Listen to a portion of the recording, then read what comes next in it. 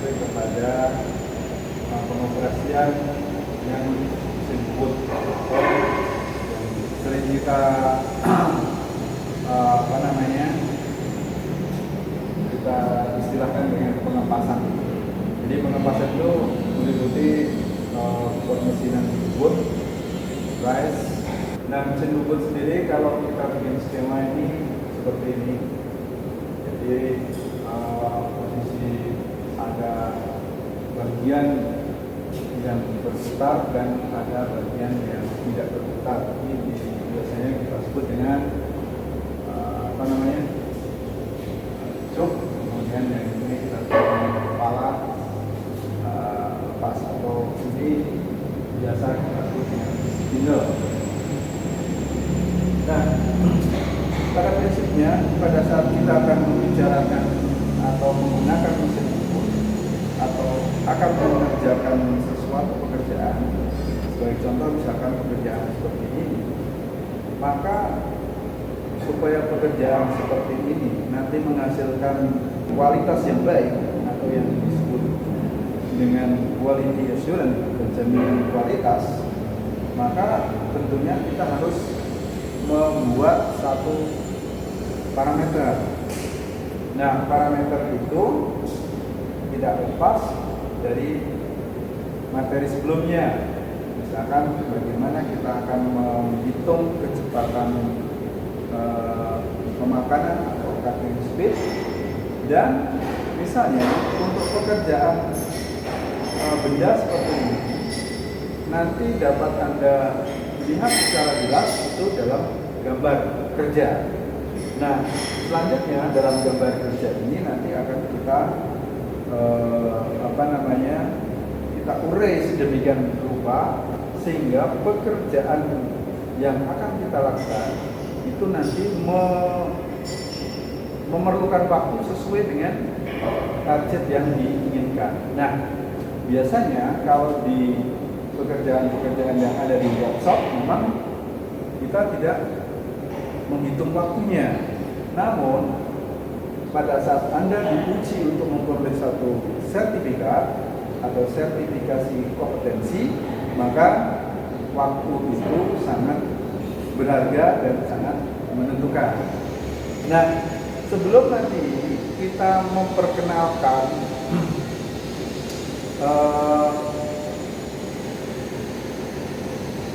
mesin-mesin bubut yang ada di workshop kita, apa itu yang ada di dalam mesin bubut, maka terlebih dahulu akan kita bahas sebenarnya apa yang akan Anda lakukan dan bagaimana cara melakukan. Nah, ini yang kita lihat dengan tabel, ya, tabel pekerjaan, agar nanti pekerjaan itu dengan gambar kerja yang Anda buat, Anda harus lakukan.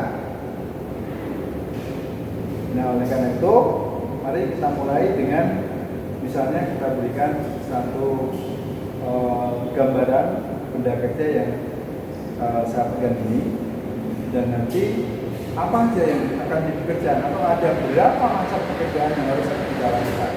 Nah, ini kita lihat di dalam tabel pekerjaan. Baik.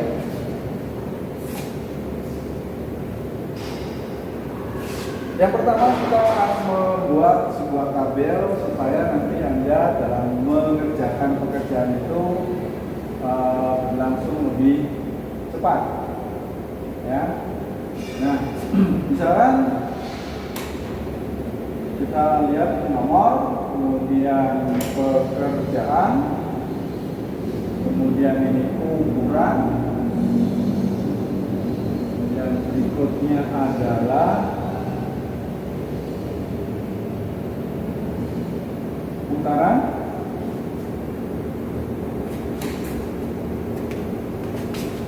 kemudian berikutnya ini dek, dan yang terakhir adalah quality assurance. Ini biasanya dalam ukuran, misalkan kita pakai ukuran milimeter. Nah, di dalam tabel ini, ini bukan ukuran tetapi tool.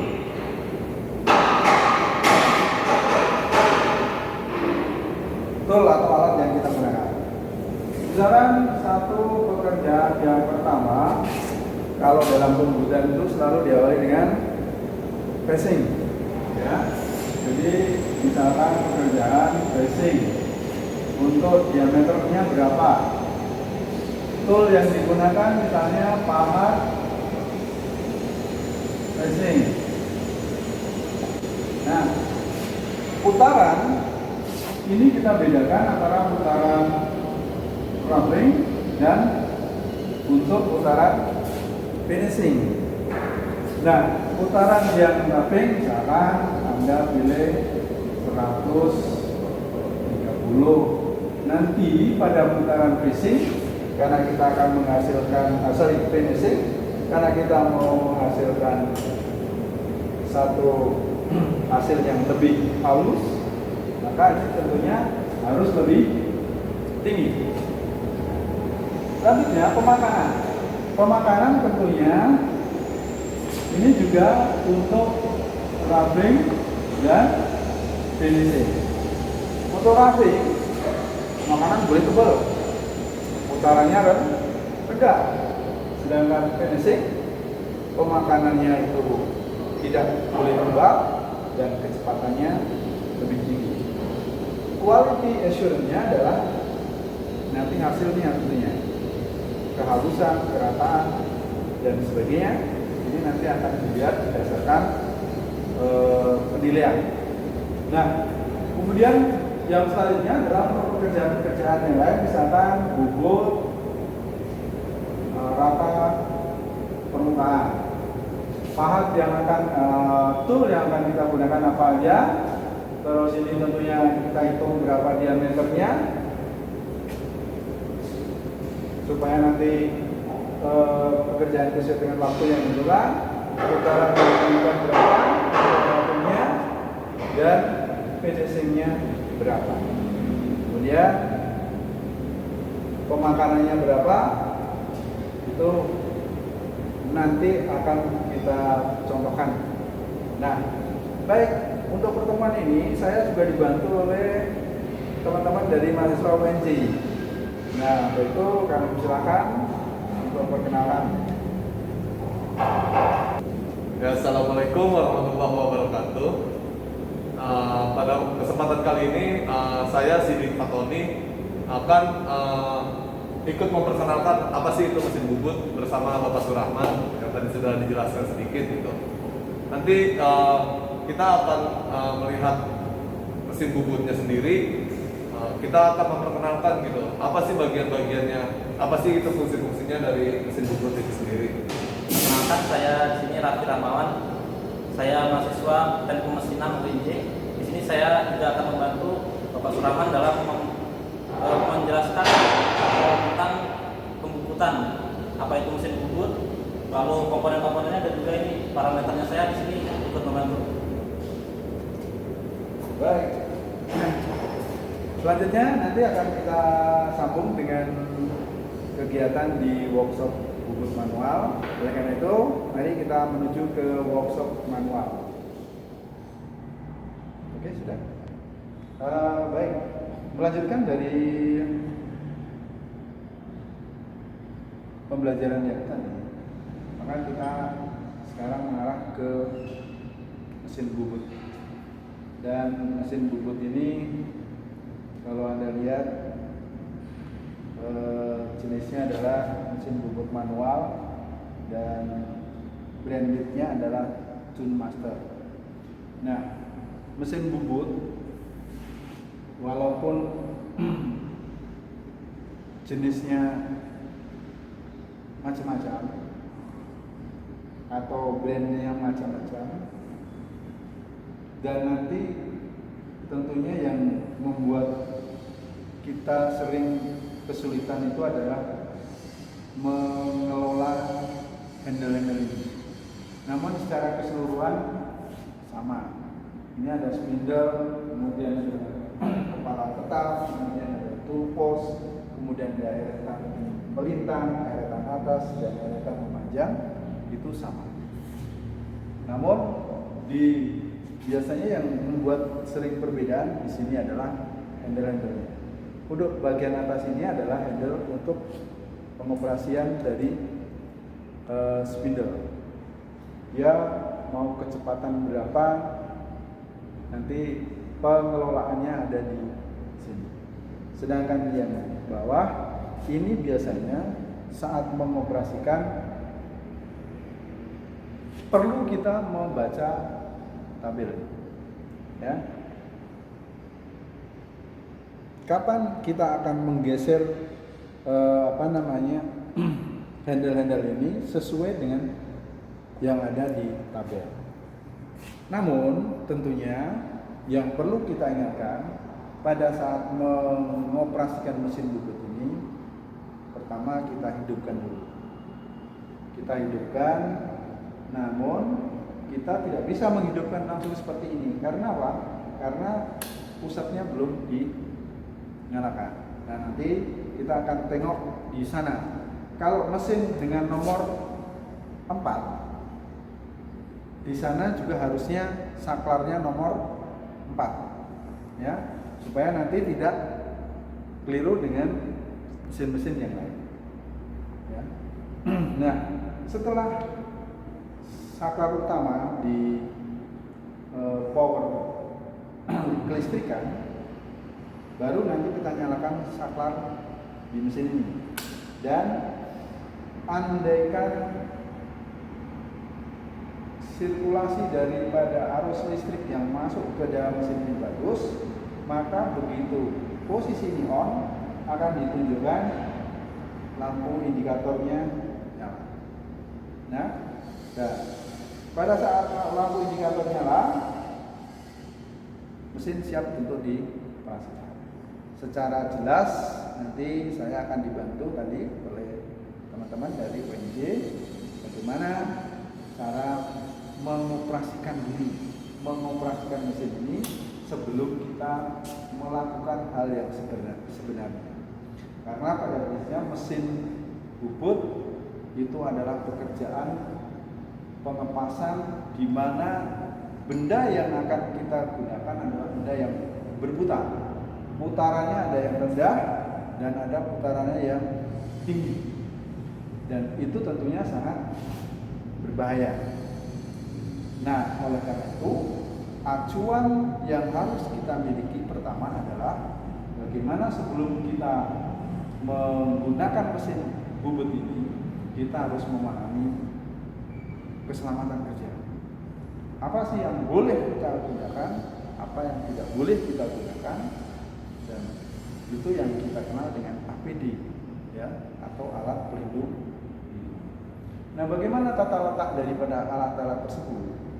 Kalau posisi toolman meletakkan alat bantu yang ada di sini, boleh-boleh aja sebelum digunakan. Tapi begitu digunakan tidak boleh, karena tentunya kan satu mengganggu keselamatan kerja. Sebaiknya ini ada di toolbox atau kalau ada meja kita letakkan meja. Nah, kebetulan karena di sini ada meja bangku, boleh kita taruh di meja bangku. Sedangkan yang ada di sini cukup alat ukur atau alat-alat yang diperlukan pada saat awal kita akan mengoperasikan. Setelah dioperasikan, yang kira-kira nanti kena getaran itu mudah jatuh, silakan ditaruh di meja. Nah, putaran mesin, bagaimana dengan putaran mesin ini? Apakah putarannya itu mengarah ke kita atau menjauhi kita? Nanti teman-teman dari UNC akan menjelaskan bagaimana cara kerja daripada spindle ini dalam dioperasikan. Namun nanti kita akan tengok dulu, tahu atau tidak dengan nomor 4 ini saklar kelistrikan yang ada di sana juga nomor 4. Nah, nanti kita cek, kita coba buka yang di sana, kemudian lampu indikator di sini sudah nyala atau belum. Nah, itu kita akan nanti cara pengoperasian pengenalan daripada eretan ini atau toolpost ini atau kepala lepas ini, nanti teman-teman saya akan menerangkan secara rinci dan mungkin sedikit spesifik. Namun kalau nanti ada sedikit kekurangan, kita akan bahas di pertemuan yang berikutnya. Oke, mari kita tengok untuk mengecek arus listrik pada mesin bubut nomor 4 ini. Ya, kita buka box power ini dan kita perhatikan di sini ada nomor 1 sampai dengan nomor 12. Posisinya ada di sebelah kanan. Berarti kelistrikan yang ada di sini untuk mesin-mesin yang ada di sebelah kanan. Ya. Dan tadi saya katakan nomor-nomor ini merupakan kelistrikan kerja untuk mesin dengan nomor yang sudah dituliskan di sana. Maka karena tadi kita pakai nomor 4, kita coba tekan nomor 4. Apakah ini sudah bekerja? Belum, karena power utamanya belum. Jadi kita juga harus tekan.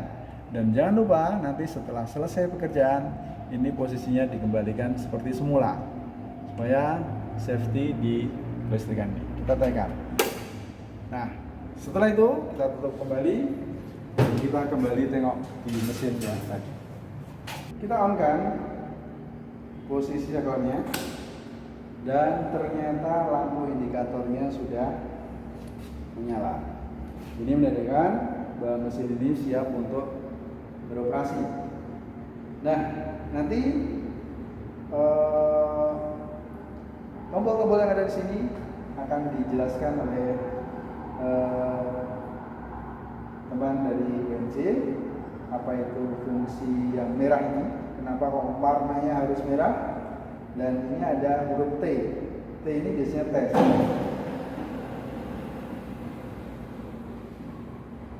Tes. Dan pada saat tes ternyata spidolnya nggak berputar. Artinya ada roda gigi yang belum bersentuhan. Sehingga nanti akan dipandu langsung oleh teman mahasiswa dari UNJ. Untuk itu, maka langkah berikutnya kami serahkan dari teman-teman dari UNJ yang akan dipandu oleh Mas Hindik dan Mas Raffi. Kami persilahkan. Ya, saya di sini akan melanjutkan gitu apa yang tadi sudah dijelaskan oleh Bapak Surahman. Sedikit tadi saya akan menjelaskannya secara rinci. Untuk pertama kali, untuk dalam proses pembubutan, operator diwajibkan menggunakan alat pelindung diri gitu, agar mengantisipasi dari kecelakaan kerja untuk melindungi dirinya sendiri. Mulai dari safety shoes terutama itu juga harus. Lalu nanti akan ada kacamata dalam pengoperasian mesin bubut agar agar drumnya tidak mengenai ke mata gitu.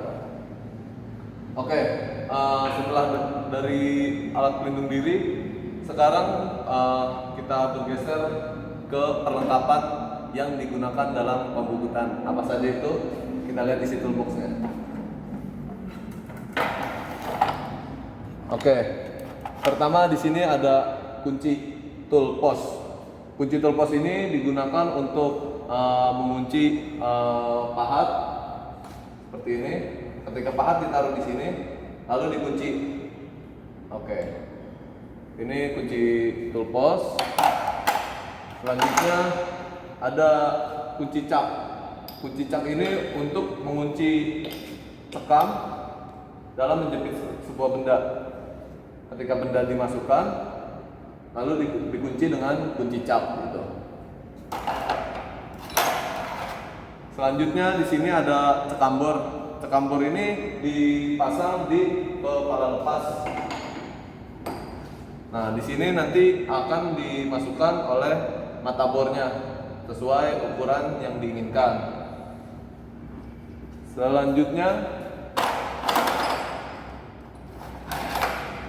di sini ada senter putar. Senter putar ini sama diletakkan di sini untuk membantu proses pembubutan agar putarannya stabil, agar pemakanannya stabil gitu. Lalu ada kuas untuk membersihkan benda kerja dari tatal atau dalam proses pembersihan mesin setelah selesai. Selanjutnya di sini ada kunci cekambor. Jadi dalam pemasangan mata pahat nanti dikunci menggunakan kunci cekamnya seperti ini. Oke. Dan yang terakhir ada sigmat atau jangka sorong yang digunakan dalam proses pengukuran benda kerja ketika proses pembubutan. Ya, selanjutnya kita akan memulai dalam pengoperasian dari mesin bubut ini. Sebelumnya kita harus mengenal gitu dari tiap-tiap tombolnya yang ada di mesin bubut. Dalam pertama kali untuk menyalakan mesin bubut, yaitu putar tuas untuk memastikan listrik masuk dengan ada indikator berwarna hijau yang menyala. Lalu di sini ada tombol T yang tadi sudah dijelaskan oleh Pak Suraman. Ini untuk melakukan tes bahwa mesinnya dapat berputar. Selanjutnya di sini ada tombol emergency stop. Nah, ini tombol yang sangat penting gitu. Gunanya untuk apa?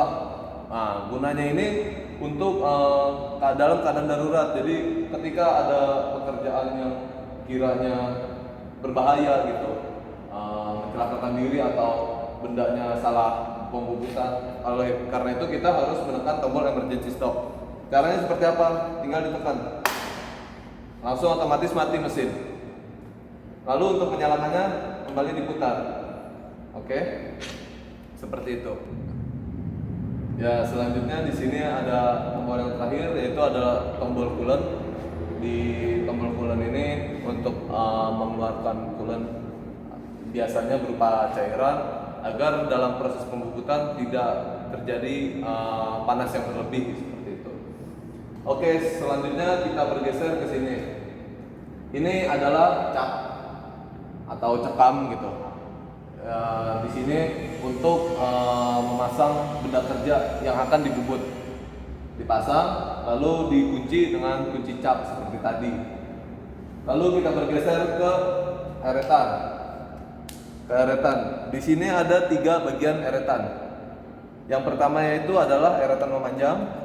Ini tuas untuk eretan memanjang karena dia akan menggeserkan eretan ke kiri ataupun ke kanan. Seperti ini. Oke, selanjutnya di sini ada eretan melintang. Apa sih itu eretan melintang? Eretan yang bergerak ke depan atau ke belakang seperti ini.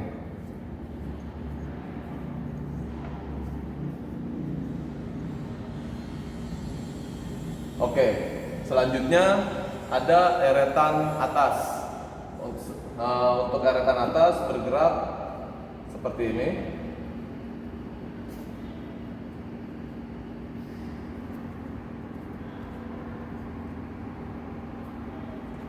Oke, setelah dari eretan, kita akan bergeser ke tool post. Tool post ini adalah rumah pahat gitu.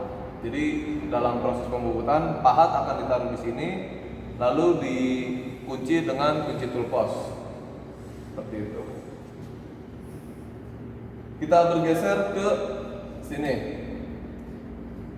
Di sini selanjutnya ada kepala lepas. Kepala lepas ini bergerak sesuai dengan meja dari mesinnya. Bisa kita geser untuk mendekati atau menjauhi dari cekam. Di sini ada dudukan untuk dari senter putar, senter tetap ataupun cekam bor seperti itu. Lalu untuk pengoperasiannya di papan lepas seperti ini, bisa keluar, bisa masuk dengan ada skala ukurannya. Sama seperti dari eretan tadi juga seperti itu, ada ukurannya gitu. Ketika kita ingin melakukan pemakanan berapa mili gitu, kita bisa ngikutin dari sini atau dari sini gitu. Di eretan sini juga ada. Oke, selanjutnya setelah ini kita akan bergeser ke tuas pengatur kecepatan. Di sini ada 3 tuas untuk mengatur kecepatan putaran mesin. Ya, ini tuas pertama, tuas kedua, dan tuas ketiga. Contohnya kita ingin menggunakan RPM 2000. Oleh karena itu kita geser garis merah ini mendekati garis merah yang mendekati angka 2000, yaitu adalah garis merah ini. Oleh karena itu kita putar. Dalam memutar ini kita juga harus ikut memutar caknya karena untuk memperlancar putaran transmisi. Oke. Sini udah nyampe 2000 di garis merahnya. Terlihat 2000 itu ada di H. Oleh karena itu kita geser di H. Ini sudah di H. Lalu untuk tuas pertamanya kita lihat di sini X atau Y di 2000 itu. 2000 itu ada di atas, berarti kita menggunakan tuas X. Seperti ini. Barulah kita melakukan tes running. Kecepatan sudah menggunakan putaran 2000 rpm. Oke. Ya, selanjutnya untuk mulai mengoperasikan mesin, kita lihat di sini ada tuas. Tuas ini bisa naik ke bawah atau menaikkan ke atas. Jika ke bawah, kita lihat di caknya. Kita ke bawah, dia akan berputar berlawanan dengan arah jarum jam. Kalau dari sisi kita, kalau kita naikkan ke atas, ini kita akan naikkan ke atas. Kita lihat putaran cak searah dengan jarum jam jika dilihat dari posisi sini gitu, dari posisi kepala lepas. Oke, selanjutnya kita lihat di sini ada 3 tuas di bawah eretan. Ini ada tuas pertama, tuas kedua, dan tuas ketiga. Di mana tuas pertama ini sebagai otomatis jika eretan sudah mendekati ke cekam. Lalu ada tuas kedua ini untuk mengaktifkan atau menonaktifkan dari otomatisnya. Selanjutnya ada di tuas ketiga, di sini untuk mengatur kita ingin melakukan otomatis di eretan atas, eretan melintang atau eretan memanjang seperti itu. Sebagai contoh, kita nyalakan, di sini ada handle-nya, kita turunkan. Kita putar tuas kedua untuk mengaktifkan dari otomatisnya. Lalu kita geser ke bawah, tuas ketiga kita geser ke bawah. Di sini terlihat eretan bergerak secara otomatis mendekati cak seperti itu. Ketika kita naikkan, mati. Kita naikkan lagi. Ini yang berputar adalah eretan melintang, otomatisnya aktif pada eretan melintang seperti itu. Selanjutnya di sini ada rem kaki di sini untuk menghentikan putaran spindle. Ya, mungkin itu saja penjelasan mengenai mesin bubut. Untuk materi selanjutnya kita akan jelaskan di pertemuan-pertemuan selanjutnya seperti itu. Kurang lebihnya mohon maaf. Sekian, wassalamualaikum warahmatullahi wabarakatuh.